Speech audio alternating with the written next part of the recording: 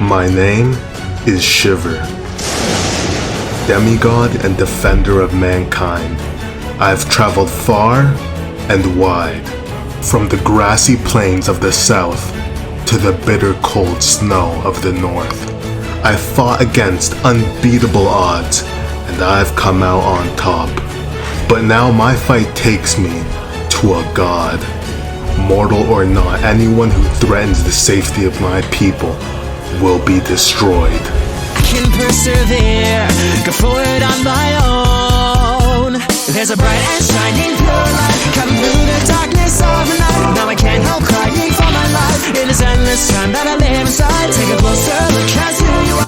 Wagwan, people of today, it's me ShiverAway, and we are back in the newest best RPG, Essence. And today I actually take on gods and the entire world. But before we get into that, you need to like the video. Let's get this video to 500 likes. If you do not like the video, you will invoke the wrath of the gods.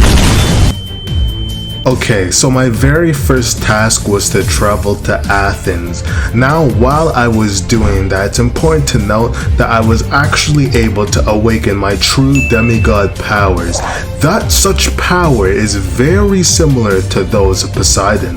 What could that mean? Could he be my father? But that's besides the point. You'll also notice that I've obtained my signature weapon, the Stormy Knight, a powerful sword that can conduct electricity through it. Now, while I was traveling to Athens, I made sure that I knew exactly my route so I'd know how to get back to the person that I actually took this mission from. Now, it was quite a journey there, but when I did get there, I immediately realized what I had to do. So, there was a prisoner and he was guarded by multiple people. Now, this was just the perfect opportunity for me to test out my new powers and my new sword. Now, our fight was pretty long and arduous. I learned along the way, and I learned new ways to fight, but in the end, of course, I was victorious. I executed all of the soldiers very quickly, in no time, and then I was able to free the prisoner who sent me on my way. And that was the start of my next mission.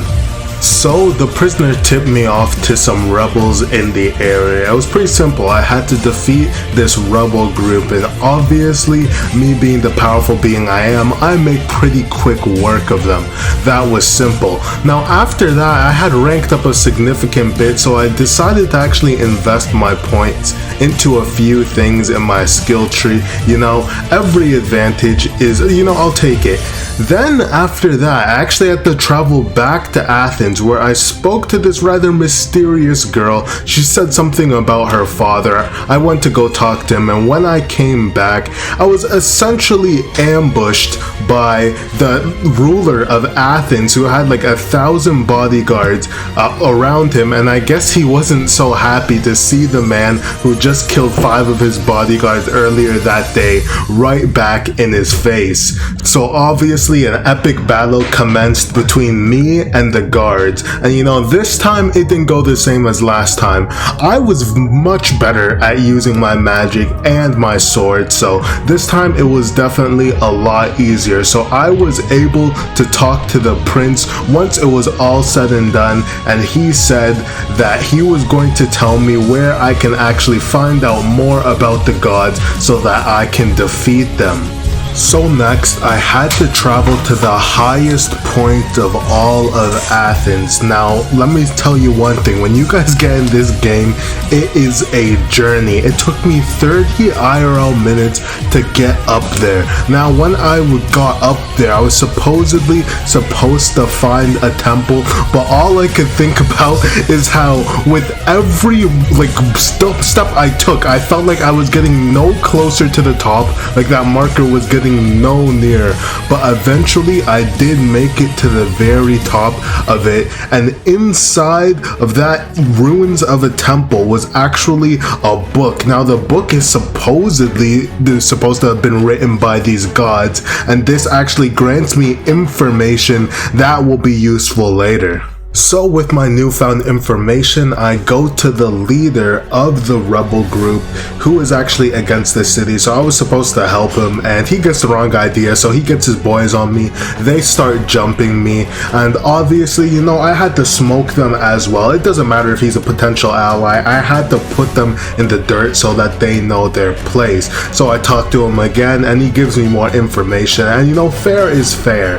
Now he sends me over back to the ruler of Athens, who for the second time tries to jump me, but he actually has some way stronger people on his side. So I will admit this was a lot harder. This was probably the hardest one so far, but I was able to kill them, maybe not as fast, but I did kill them eventually. And then the ruler finally decided to be on my side. Then it was time.